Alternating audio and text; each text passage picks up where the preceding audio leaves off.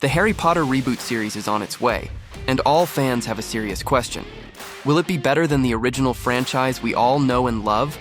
Bloody hell! From the main differences that we expect to see to controversial casting choices, and to the fears that the TV show won't be as accurate as it claims to be. Let's see how the Harry Potter reboot series will be different from the original. A more truthful adaptation? When the HBO series was announced, the writers promised that it would be faithful to the books. After all, due to time constraints, movies had to make significant cuts to the plot. But giving a full season to each book will allow them to show all the major moments from the source material. It's supposed to mean a deeper exploration of subplots, and maybe even iconic scenes that were cut from the films.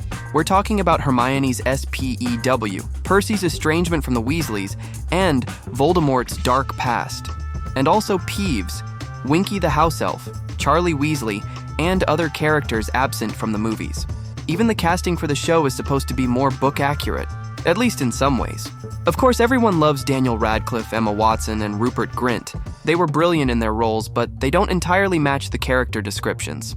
Harry was supposed to have Lily's green eyes, and it's mentioned so often in the books.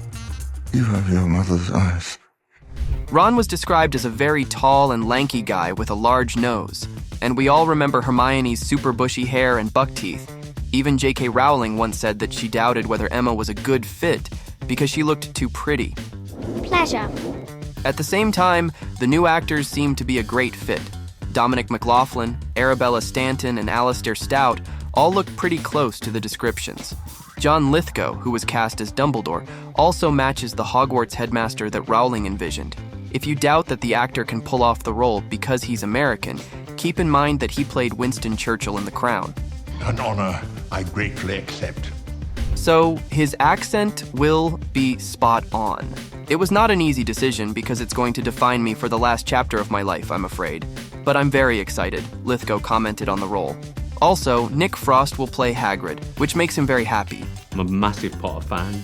And even the Dursleys, played by Belle Powley and Daniel Rigby, are a more age-accurate choice in the series. Speaking of age, did you know that Harry's parents, as well as Sirius, Snape, and some other characters, were supposed to be much younger? James and Lily were in their early 20s when Voldemort went after them. Their dying so young gave the story a much darker undertone.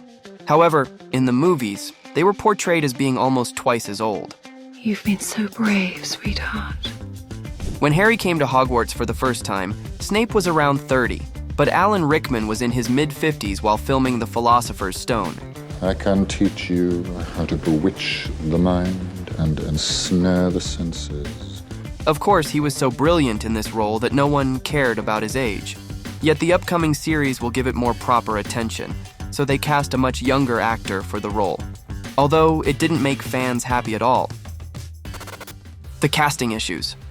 Paapa Essiedu, who landed the role of Snape, is 35, which is roughly the age the potion's professor should be. However, a stream of negative feedback followed his casting announcement. There are fans saying that Essiedu looks too hot to play the character, and others claim that he has a too healthy look, as Snape has to be gaunt, thin, and sinister. But first and foremost, the criticism comes from Essiedu's skin color. For many fans, it seems a weird decision to cast a black actor as the potions professor, since he was described as a pale man. Sometimes the book would even say that his skin was the color of sour milk or marble. Besides, Essiedu's race can add unnecessary implications to the series. The final books reveal that James and Sirius bullied Snape at Hogwarts. And unless one of them is also black, it'll look like they do it because of his skin color. Yet of course, not everyone is so critical of the casting, and many fans are ready to give Essiedu a chance to show his talent. And some even praise a more refreshing take on the character. For example, Jason Isaacs, who used to play Lucius Malfoy, recently commented on the disapproval and claimed that Paapa is a brilliant actor. They will be swallowing their tongues hopefully when they see what he does on screen, he said. Essiedu himself shared that landing the role of Snape is an honor and a privilege for him, and it looks like he can't wait to show what he can do. So, before jumping to conclusions, let's watch him play the potions professor. After all, there has to be a reason why he was chosen for the role. Maybe he'll be such a good Snape that we will forget all about his skin color, just like we didn't pay attention to Rickman's age in the original. Interestingly, J.K. Rowling never shared her thoughts on this casting choice. She's a producer on the series and retains control over the main storyline, but her influence over casting is much less than when the movies were made. Back then, Rowling approved all the actors and insisted on a fully British cast. That was one of the reasons why Robin Williams couldn't play Hagrid, although he wanted to, just because he was American. Yet now we see that this rule no longer exists. Share in the comments below if you'd like to know the book author's real thoughts about the show casting. Anyway, we certainly shouldn't expect the showrunners to completely stick to the books. It's unavoidable that they'll add something and remove other things, but many fans still worry. Will they change too much? This fear is especially strong after seeing how Netflix made an adaptation of The Witcher and Prime of the Wheel of Time. And it's not only about Paapa's casting as Snape. Some other news also came as a surprise to the book readers. It was announced that Johnny Flynn and Bertie Carvel will play Lucius Malfoy and Cornelius Fudge. However, both characters are only supposed to appear in the second part. According to some rumors, showrunners even found an actor for Voldemort. An insider claimed that he will appear in several episodes, and the actor behind him won't be revealed, so that it becomes a surprise. According to some theories, it can be Cillian Murphy or Matt Smith. But the thing is, the Dark Lord only appeared at the end of the first book, and it wasn't exactly his human form. Harry Potter. We're yet to see what it means. Meanwhile, Ray Fiennes has already given his recommendation to whoever will play Voldemort. Make sure you can handle the long flowing robes and don't trip over them. Practice your long flowing robe walk, he said. That's a good one. Anyway, even now, with filming just beginning, we already see showrunners deviating from the books. It makes fans concerned about how many other things they will change over the years, and instead of the reboot, some would prefer to see the Potterverse expand. For example, there could be a TV show about the Marauders or the founders of Hogwarts, or even a movie or two that would finish the Fantastic Beasts saga. But on the other hand, many fans are excited about the upcoming series. It will use modern CGI and virtual sets, and it'll probably enhance the realism of the magical world. As HBO indicated earlier, they want to match the visual standards and cinematography of House of the Dragon and Game of Thrones.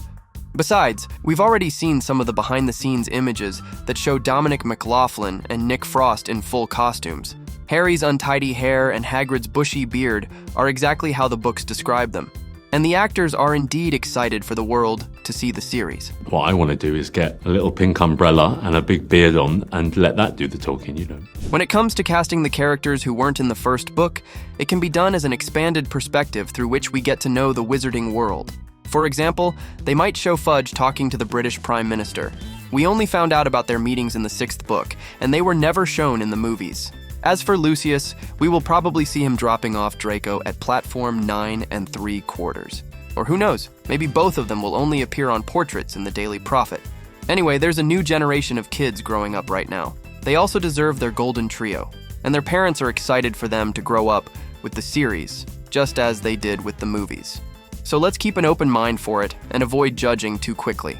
Even if the series comes out badly, we will still have the books and original movies to return to. And maybe it will bring a new dimension to the Potterverse and help us see it from another angle. And what do you expect from the upcoming series? Do you think it'll become as successful as the movies? Share in the comments below and then watch other Harry Potter videos on OSSA Movies.